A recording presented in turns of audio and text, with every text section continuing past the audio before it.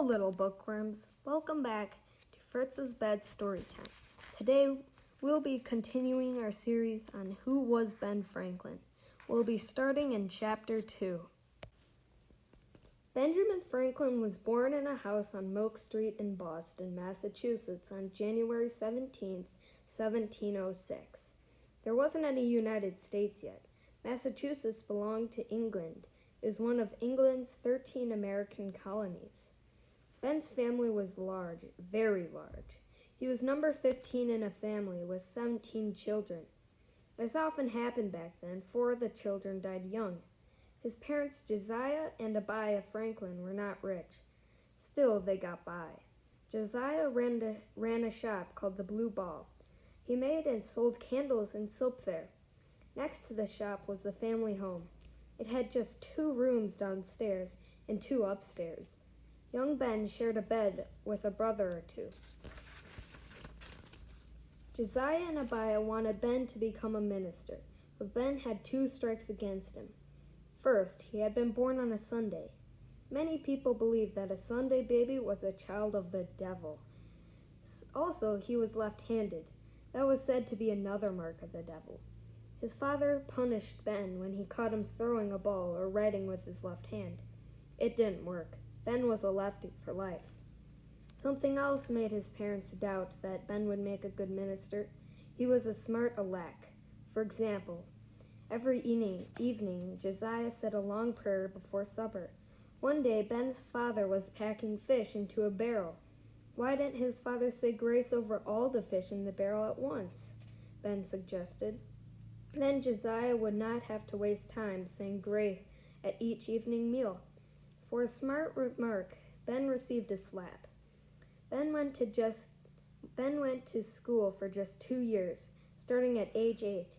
He failed arithmetic but did well at handwriting and reading. Ben loved books. He read the few books that his family owned. Then he borrowed books from his neighbors. Often he sat up reading most of the night. He also loved the outdoors. Swimming and kite flying were his favorite sports. Ben's first invention was for swimmers.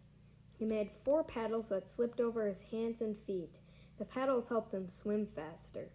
Ben always looked for new ways to do things. One windy day, he was flying a kite with a friend. They came to a pond. Ben had an idea. He took off his clothes and gave them to his friend. Then Ben lay back in the water and held on to his kite. As the wind blew the kite, he was towed across the pond. Ben decided to become a sailor when he grew up, but his parents didn't want him to go in the sea. In those days, not many children stayed in school for long. At the age of 10, Ben was taken out of school. His parents put him to work in the shop. Ben cut candle wicks and poured wax into candle molds. Josiah hoped that one day Ben would take over the shop, but Ben hated candle making. 2 years went by and nothing changed. Ben still hated the work. He wasn't going to follow in his father's footsteps. His parents decided that Ben must become an apprentice. This was common for boys in the colonial days. An apprentice had to work without pay for a skilled craftsman. In return, the craftsman taught the apprentice his trade. After about 7 years, the young man would be ready to earn money at the trade. But what trade should Ben learn? Josiah took Ben to many different shops. They visited a furniture maker and a bricklayer. They wanted to see a brass worker. They called on men who made pottery and silverware. Nothing appealed to Ben. His mother and father had one more idea. Ben had a brother, James, who was 9 years older than he. James was a printer. He already had an apprentice or 2. However, James needed more help in his printing shop. Ben did not want to work for his brother. Still, it seemed better than laying bricks or making silverware. Besides, his father wasn't going to take no for an answer any longer.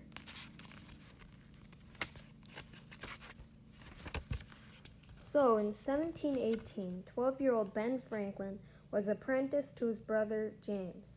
Papers were signed. He was to work for James for 9 years until he was 21 years old. The end. Thank you for listening. Don't forget to check out the description on this video for more info on this book.